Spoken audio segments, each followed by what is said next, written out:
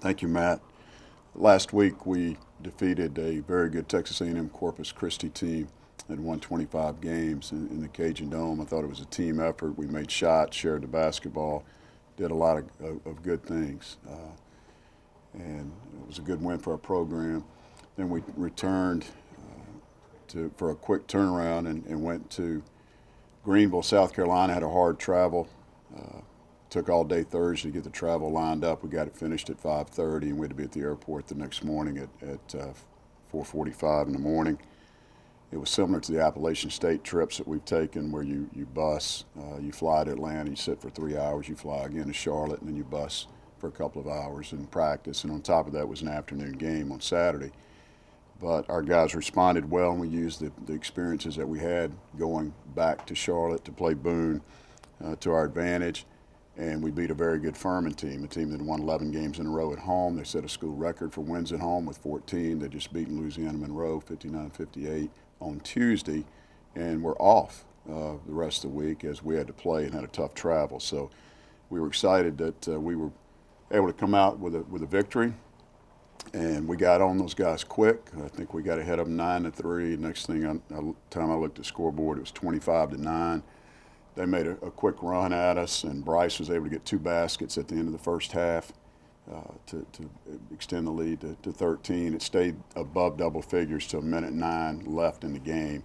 And Kroon, who was a player of the year in the SoCon, their guard, had 9 points at halftime. He scored 20 in the second half. And he hit 3 big threes in the last minute of the game to reduce the score. But it was a good win for our team. Casey Shepard did a great job for us and led us in scoring and joined the 1,000-point club. Devontae Walker had a double-double at halftime along with 2 fouls, as so did Sean. So we were a little bit of foul trouble early. We were able to overcome that and to get a win against a team in that environment was very positive. And we returned home and found out that we'd get the number 1 seed in UC-Irvine.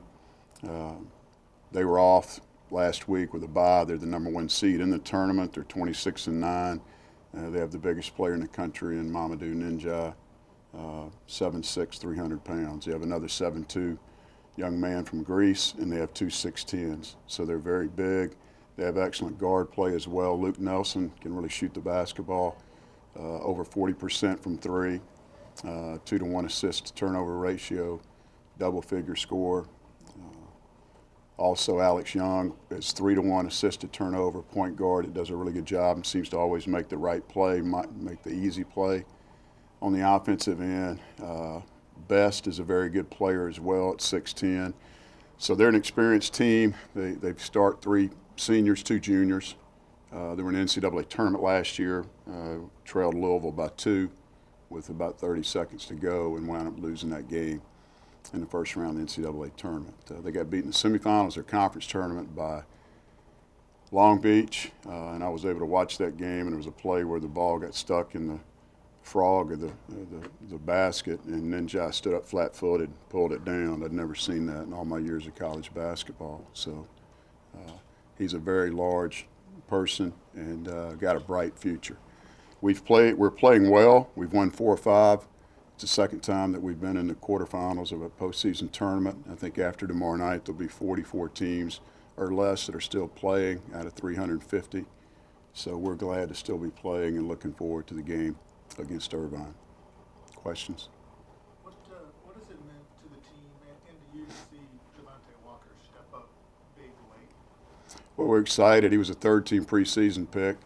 Had a good first game against Louisiana College, and then his minutes seemed to go down, and he didn't play as well. And he had great practices, but he couldn't get the productivity going in the games, Tim. So it took all the way to senior day, basically, to get him excited again about having good energy. And he's had 2 double-doubles in the first half of the last 4 ball games. So we're excited that he's playing well, and he'll be huge in this game on Wednesday.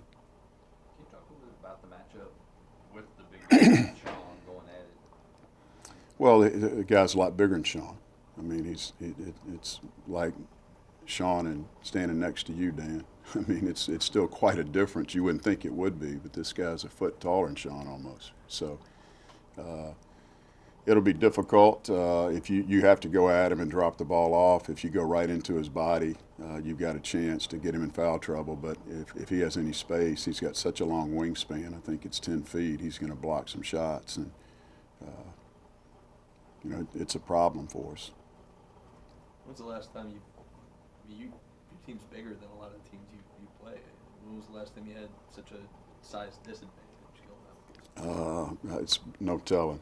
It's been a while. I couldn't tell you off the top of my head. Maybe Louisville a couple years ago. Miami's big. We played Miami this year.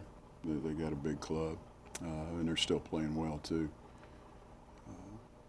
But it'll be a challenge for us, and the rebounding matchup will be key in this game, and always is. We've been very strong in that area, and we'll have to continue to do that. Casey Shepard led the team in scoring, but Jay Wright had a great game too, especially defensively. How encouraging is it that your team won, especially with him leading and Sean Long in foul trouble? Well, those two guys did a great job for us, and Sean has not scored the ball or rebounded the ball very well in the last two games of the CIT. And we needed Devontae to step up. Bryce made some plays, but our guard play's been good. Jay Wright and Casey Shepard both played well, and if we can get 2 out of 3 guys playing well at the guard spot, then we should be in good shape. It's about consistency at guard. How was Stove? I know he was under the weather on Saturday. We'll find out today. We got a couple of guys that are sick. Bryce injured his knee again on Saturday as well. We'll get the update on him today, but hopefully he'll be able to go. Both of them hopefully will be able to go because we need them. Okay. Anybody else? Thank you.